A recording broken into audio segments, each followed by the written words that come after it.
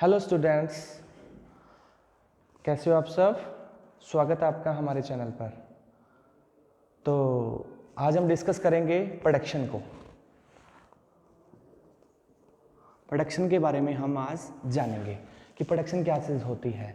ये हमारी माइक्रो का बहुत ही अच्छा सा टॉपिक प्रोडक्शन, जिसको आज हम डिस्कस करने वाले हैं।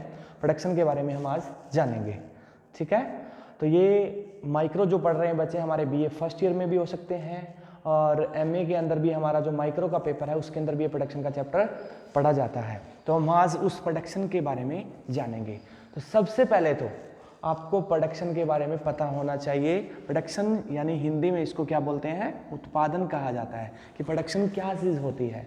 इट मीन्स अगर हम बात करें प्रोडक्शन की, तो प्रोडक्शन को आप कंपेयर कर सकते हो कंप्यूटर के साथ। कंप्यूटर में क्या होता है, हम इनपुट डालते हैं कीबोर्ड या माउस से, ठीक है। देन प्रोसेसिंग होती है, आउटपुट मिलता है हमें किस फॉर्म में, मॉनिटर पे या प्रिंटर से, ठीक है। तो सेम काम प्रोडक्शन के अंदर होता है। हम इनपुट डालते हैं, इनपुट किसमें, 4 फैक्टर्स के रूप में। 4 फैक्टर के रूप में हमने इनपुट डाला। 4 फैक्टर आपको पता ही है, land, labour, capital and entrepreneur. 4 factor के रूप में इनपुट डाला गया। इनपुट डालने के बाद सेम प्रोसेसिंग होगा, ठीक है। और प्रोसेसिंग होने के बाद हमें आउटपुट मिलेगा। आउटपुट मिलेगा वो किस फॉर्म में, गुड्स एंड सर्विसेज की फॉर्म में, ठीक है। तो ये प्रोसेस क्या कहलाती है, प्रोडक्शन कहलाती है। इट मीन्स क्या हुआ, 4 फैक्टर्स को, 4 साधनों को गुड्स एंड सर्विसेज में कन्वर्ट करने की जो प्रोसेस है, कन्वर्ट करने की जो प्रक्रिया है, वो क्या कहलाती है, प्रोडक्शन कहलाती है। क्लियर हो चुका है, ये हमारा प्रोडक्शन हुआ। उसके बाद बात आती है प्रोडक्शन फंक्शन की, कि प्रोडक्शन फंक्शन क्या चीज़ है। तो प्रोडक्शन फंक्शन किसका होता है, 4 फैक्टर्स का होता है। 4 factors, land, labour, capital and entrepreneur. In 4 factors से हमारा क्या होता है, प्रोडक्शन होता है। तो प्रोडक्शन फंक्शन क्या चीज़ हुई, इस प्रोडक्शन को 4 फैक्टर के साथ कोरिलेट करना, प्रोडक्शन को 4 साधनों से संबंधित करना क्या कहलाता है, प्रोडक्शन फंक्शन कहलाता है। क्लियर हो चुका है प्रोडक्शन के बारे में, प्रोडक्शन पता चला, प्रोडक्शन फंक्शन के बारे में पता चला, क्लियर है। अब उसके बाद बात आती है कि प्रोडक्शन, अब हमें पता है प्रोडक्शन के अंदर प्रोड्यूसर को बहुत सारा डिसीजन लेना पड़ता है कि किस प्रकार का प्रोडक्शन किया जाए जिससे कि कॉस्ट मिनिमाइज आए, प्रोडक्शन मैक्सिमाइज हो। इस तरह के बहुत सारे डिसीजन प्रोड्यूसर को, उत्पादक को लेने पड़ते हैं, ठीक है। और अलग अलग टाइम पीरियड्स के अकॉर्डिंग लेने पड़ते हैं। अब जैसा कि आपको पता है जो हमारे टाइम पीरियड्स हैं, मेनली 2 टाइप्स के हमारे टाइम पीरियड्स माने जाते हैं। एक तो होता है हमारा शॉर्ट पीरियड, शॉर्ट पीरियड यानी अल्पकाल। दूसरा है लॉन्ग पीरियड, दूसरा हमारा है लॉन्ग पीरियड यानी दीर्घकाल। 2 हमारे टाइम पीरियड्स होते हैं, short periods and long periods. तो इन दोनों टाइम पीरियड्स में अलग अलग डिसीजन प्रोड्यूसर के द्वारा लिए जाते हैं प्रोडक्शन को लेकर। अब हमें इन दोनों टाइम पीरियड्स के बारे में जानना होगा। तो सबसे पहले हमें पता होना चाहिए कि शॉर्ट पीरियड क्या चीज़ है, अल्पकाल क्या चीज़ है, कौन सा टाइम पीरियड्स है। तो नाम से स्पष्ट हो रहा है, शॉर्ट पीरियड इट मीन्स छोटी अवधि, छोटी सी अवधि है। और दूसरी क्वालिटी क्या होती है शॉर्ट पीरियड की, इस टाइम पीरियड में कम से कम 1 फैक्टर, कम से कम एक साधन जो है वो क्या होता है, कांस्टेंट होता है। कम से कम एक फैक्टर हम क्या मानते हैं, कांस्टेंट मानते हैं, बाकी सारे वेरिएबल्स होते हैं। तो ये शॉर्ट पीरियड की क्वालिटी है, छोटी अवधि, शॉर्ट पीरियड, जिसके अंदर कम से कम एक साधन स्थिर होता है, बाकी सारे परिवर्तनशील होते हैं। क्लियर हुआ। दूसरा है लॉन्ग पीरियड यानी दीर्घकाल। और दीर्घकाल कौन सी अवधि होगी, सिंपल सा अगर मैं बात करूं तो दीर्घकाल के अंदर, लॉन्ग पीरियड के अंदर जो लंबा समय है, लंबी अवधि है, उसके अंदर सारे साधन परिवर्तनशील होते हैं। ऑल फैक्टर्स आर वेरिएबल, सारे साधन क्या होते हैं, परिवर्तनशील होते हैं। ये चीज़ आपको ध्यान रखनी है क्योंकि अलग अलग टाइम पीरियड की अलग अलग कंडीशंस हैं। यहाँ एक फैक्टर कांस्टेंट है, अदर्स वेरिएबल्स हैं। यहाँ लॉन्ग पीरियड के अंदर ऑल फैक्टर्स आर वेरिएबल, सारे साधन क्या होते हैं, परिवर्तनशील होते हैं। इसीलिए प्रोड्यूसर को शॉर्ट पीरियड में जो डिसीजन लेना है वो अलग तरीके का होगा और लॉन्ग पीरियड में जो डिसीजन लेना है वो अलग तरीके का होगा। तो डिसीजन अलग अलग प्रकार के लिए जाते हैं। इन्हीं डिसीजन के आधार पर हमारे प्रोडक्शन के 2 लॉ क्रिएट हो जाते हैं। प्रोडक्शन के लॉ की अगर हम बात करें, लॉ ऑफ प्रोडक्शन की, उत्पादन के नियमों की बात करें तो 2 नियम होते हैं, 2 लॉज होते हैं प्रोडक्शन के। एक लॉ अप्लाई होता है शॉर्ट पीरियड के अंदर और एक लॉ अप्लाई होता है लॉन्ग पीरियड्स के अंदर। ठीक है। अलग अलग टाइम पीरियड्स के अकॉर्डिंग अलग अलग लॉ अप्लाई होते हैं प्रोडक्शन के, तो उन लॉज के बारे में हमें जानना है। तो आपको ध्यान रखना है 2 लॉ कौन कौन से हैं। सबसे पहला लॉ मैं आपको इधर ही बता रहा हूं। सबसे पहला law of variable proportion, law of variable proportion, परिवर्तनशील अनुपात का नियम। जो आपने ध्यान रखना है हमेशा, ये अप्लाई होता है शॉर्ट पीरियड के अंदर। अल्पकाल के अंदर कौन सा नियम अप्लाई होता है? घटते बढ़ते अनुपात का नियम, या जिसको परिवर्तनशील अनुपात का नियम भी कहा जाता है। शॉर्ट पीरियड में जो अप्लाई होता है लॉ ऑफ वेरिएबल प्रपोर्शन। और सेकंड लॉ होता है law of return to scale, law of return to scale, पैमाने के प्रतिफल का नियम, law of return to scale. ये अप्लाई होता है लॉन्ग पीरियड के अंदर। दीर्घ काल में जो नियम अप्लाई होता है वो पैमाने के प्रतिफल का नियम, law of return to scale. इन दोनों लॉ के बारे में हमें विस्तार से जानना होगा प्रोडक्शन के अंदर। तो सबसे पहले हम डिस्कस करेंगे हमारा जो फर्स्ट लॉ है, लॉ ऑफ वेरिएबल प्रपोर्शन। कौन से टाइम पीरियड में अप्लाई होता है? शॉर्ट पीरियड के अंदर जो हमारा लॉ अप्लाई होता है, लॉ ऑफ वेरिएबल प्रपोर्शन। इस लॉ के बारे में आज हम जानेंगे। तो सबसे पहली बात तो आपको क्लियर हो ही चुकी है कि ये लाभ कौन से टाइम पीरियड में अप्लाई होता है? शॉर्ट पीरियड यानी अल्पकाल में अप्लाई होता है। और अल्पकाल की क्वालिटी, शॉर्ट पीरियड की क्वालिटी आपको पता है, कम से कम 1 फैक्टर्स क्या होता है? कांस्टेंट होता है। एक साधन क्या है? स्थिर होता है। यानी यहाँ पर प्रोड्यूसर के सामने एक ऑब्स्टेकल्स है कि एक फैक्टर ऐसा है जिसको वो चेंज नहीं कर सकता, अदर्स को चेंज कर सकता है। इट मीन्स अगर प्रोडक्शन को चेंज करना है, प्रोडक्शन को कम ज़्यादा करना है, तो वो इस एक साधन को चेंज ना करके अदर में चेंज करके वो प्रोडक्शन को चेंज कर सकता है। लेकिन केवल एक साधन ऐसा होगा, एक फैक्टर ऐसा होगा जिसको चेंज नहीं किया जा सकता। फॉर एग्जाम्पल अगर हम बात करें एग्रीकल्चर के अंदर, लैंड जो है वो क्या होता है? फिक्स होता है। लैंड को हम चेंज नहीं कर सकते, भूमि में परिवर्तन नहीं कर सकते। भूमि जितना हमें नेचर ने दिया है उतना ही हमारे पास रहेगा, क्योंकि उसको हम चेंज नहीं कर सकते हैं। ठीक है। तो शॉर्ट पीरियड के अंदर हम क्या ले रहे हैं? एक साधन स्थिर ले रहे हैं, एक कांस्टेंट ले रहे हैं और एक वेरिएबल। हम ये मान के चलते हैं, अज्यूम करके चलते हैं। वैसे तो प्रोडक्शन जो है वो 4 साधनों से होता है, लेकिन हम यहाँ पर मान रहे हैं कि प्रोडक्शन के कितने फैक्टर लिए गए हैं? 2। प्रोडक्शन के कितने फैक्टर लिए गए हैं? 2। ठीक है, 2 फैक्टर्स लिए गए हैं। एक जो है वो कांस्टेंट है, जिसको मैं नाम दे रहा हूं लैंड का, भूमि, जो कि कांस्टेंट है। और दूसरा है कैपिटल, यानी प्रोडक्शन जो है इन्हीं 2 साधनों का फंक्शन है, लैंड और कैपिटल। लैंड जो है वो यहाँ पर शॉर्ट पीरियड के अंदर क्या है? कांस्टेंट है। कैपिटल जो है वो क्या है? वेरिएबल है। प्रोडक्शन जो होगा इन दोनों ही फैक्टर से हम प्रोडक्शन कर सकते हैं। क्लियर हुआ? अब हमें जानना है कि ये लॉ क्या कहता है, लॉ ऑफ वेरिएबल प्रपोर्शन, जो शॉर्ट पीरियड के अंदर अप्लाई होता है। इस लॉ के अंदर क्या बताया गया है? ठीक है, तो थोड़ा ध्यान से सुनिएगा।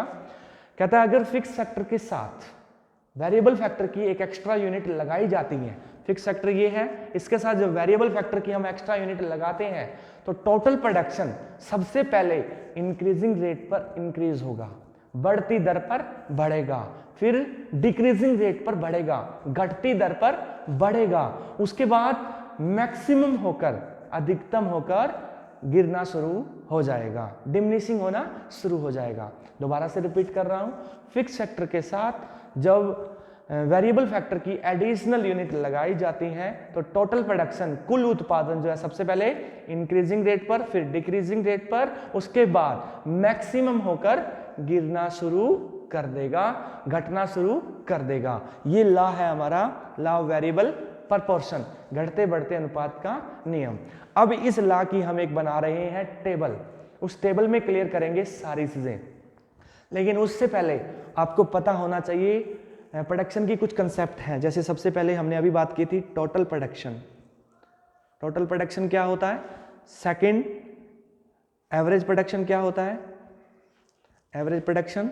तीसरा आता है मार्जिनल प्रोडक्शन, कुल उत्पादन, औसत उत्पादन और सीमांत उत्पादन। ये 3 कंसेप्ट हैं प्रोडक्शन की जो हमें यूज करनी है।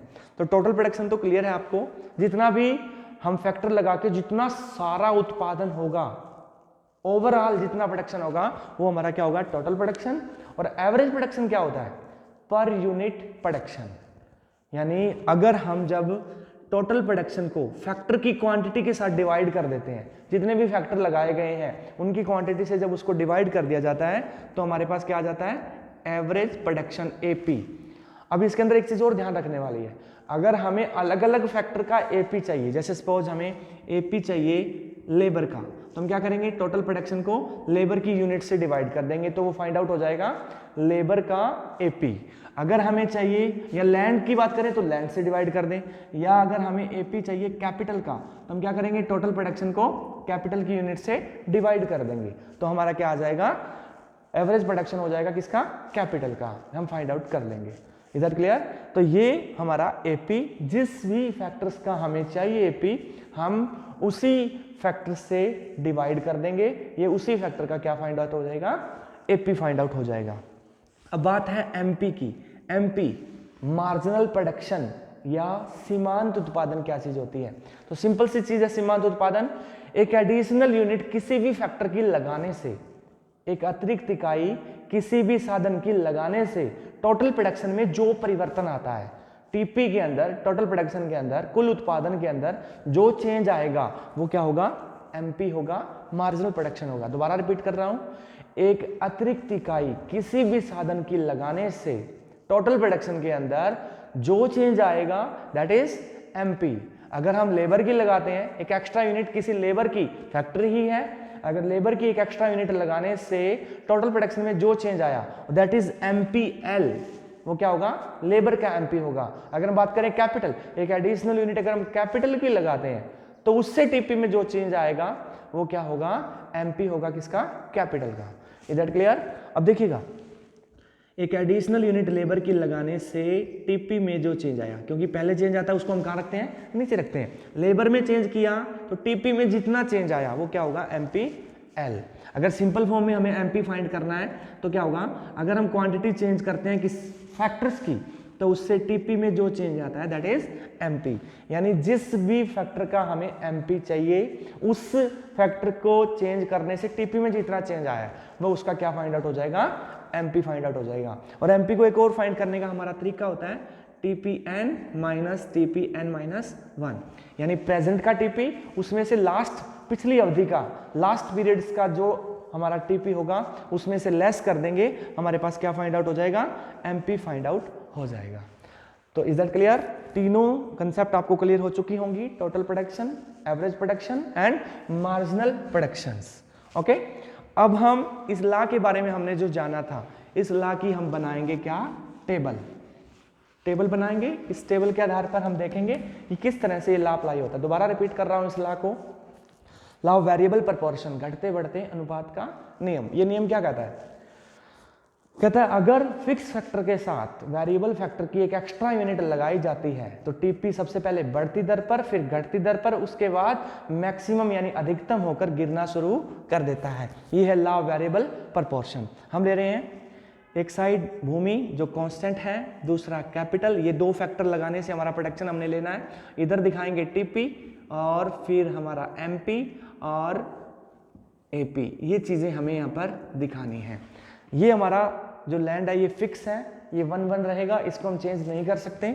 स्टार्टिंग में अगर हम बात करें कि 1 लगाया गया, अगर हम 0 लेते हैं स्टार्टिंग में, 0 कर लीजिए, नो इश्यू, ये भी 0, ये भी 0, ये भी 0, MP को छोड़ दीजिए, ये भी 0। क्लियर हुआ? तो क्लियर हो चुका है, जब 0 0 है तो सारा 0 0 जाएगा।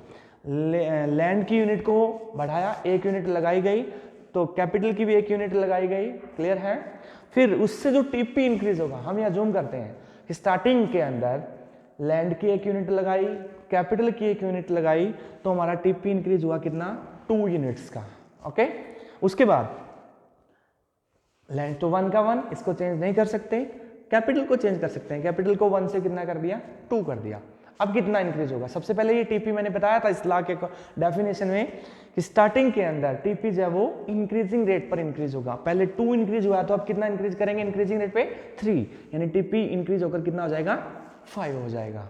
ठीक है, अब फिर अगली अवधि के अंदर लैंड तो 1 यूनिट रहेगी, जो कैपिटल है वो 2 से कितना कर दें, 3। अब हमारा जो टीपी है पहले 2 इंक्रीज हुआ, फिर 3 इंक्रीज हुआ, अब हम 4 इंक्रीज कर देंगे।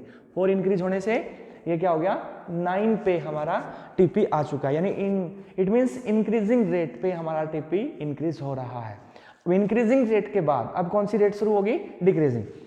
लेंथ तो 1 का 1, इसको अगर हम 4 करते हैं, लास्ट पॉइंट पे कितना इंक्रीज हुआ है 4, तो अब इतना 12 इंक्रीज कर देंगे। कितना इंक्रीज कर देंगे, क्योंकि डिक्रीजिंग रेट शुरू करनी है हमने, क्योंकि अब इंक्रीजिंग रेट को खत्म कर दिया, अब हमारा इंक्रीज होगा डिक्रीजिंग। ये 1 का 1, इसको 5 करेंगे, 3 हुआ है, अब 2 कर देंगे, कितना हो जाएगा 14, क्योंकि यहाँ लास्ट पॉइंट पे 4 इंक्रीज हुआ, फिर 3, फिर 2, फिर अब 1 और इंक्रीज किया, इसको 6 किया, तो ये 15 यहाँ पे पहुंच गया 15।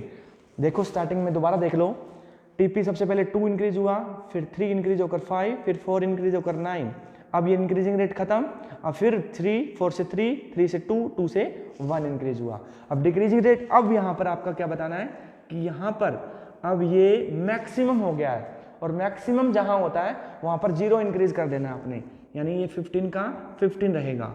अब आगे और इंक्रीज करते हैं, इसको 8 करते हैं, तो ये अब ये मैक्सिमम होने के बाद गिरना शुरू हो जाएगा। अब हम कर देते हैं ये 15 से 14, कितना हुआ 14। ये टीपी इस तरह से इंक्रीज होगा शॉर्ट पीरियड के अंदर, इसी लॉ के according, law of variable proportion के अकॉर्डिंग, ठीक है।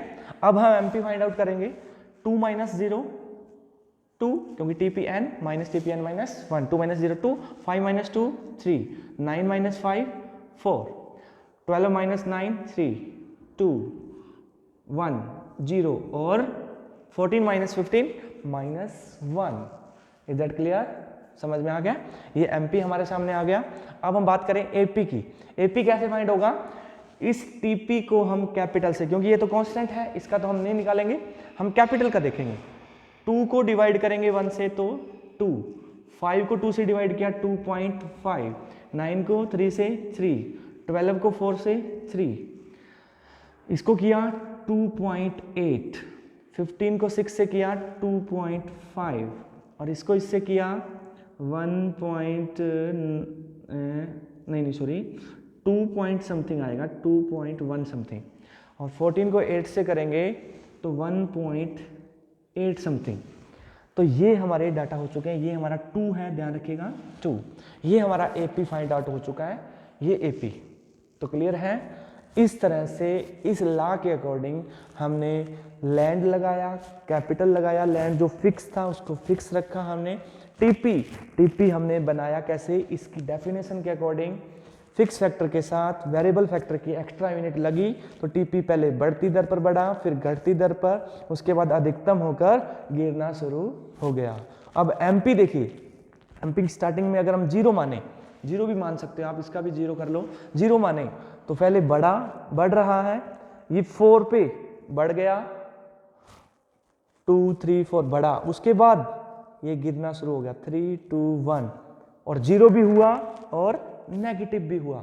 तो एमपी की क्वालिटी आपने याद रखनी है, पहले बढ़ता है फिर अधिकतम होकर गिरता है, और गिरता ऐसे है कि 0 भी होता है और नेगेटिव भी होता है, ये चीज आपने याद रखनी है। 0 कब होता है, जब टीपी मैक्सिमम हो जाता है तो एमपी 0, टीपी जब गिरना शुरू करता है तो एमपी नेगेटिव हो जाता है। अब एपी की बात करें, एपी देखिए स्टार्टिंग में 0, फिर बढ़ा 3 तक बढ़ा, बढ़ने के बाद फिर इसने गिरना शुरू किया, स्टार्टिंग में 0 बढ़ेगा, अधिकतम होकर गिरना शुरू कर देगा। लेकिन एपी की क्वालिटी है, एपी ना कभी 0 होता है और ना कभी नेगेटिव, गिरता जरूर है लेकिन ना कभी 0 और ना कभी नेगेटिव होता है। बट एमपी गिरता भी है, 0 भी होता है और नेगेटिव भी। अब देखिए जैसे ही डिक्रीजिंग रेट शुरू हुई है, एपी और एमपी बराबर हो चुके हैं। उससे पहले देखिए एमपी भी बढ़ रहा था, एपी भी बढ़ रहा है, लेकिन एमपी बढ़ रहा है,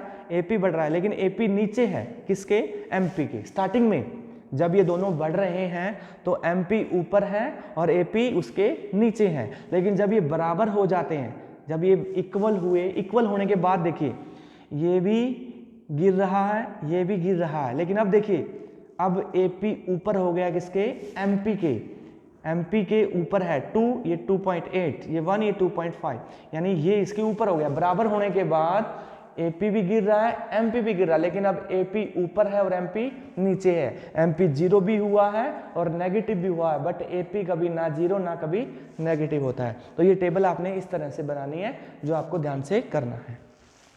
क्लियर है?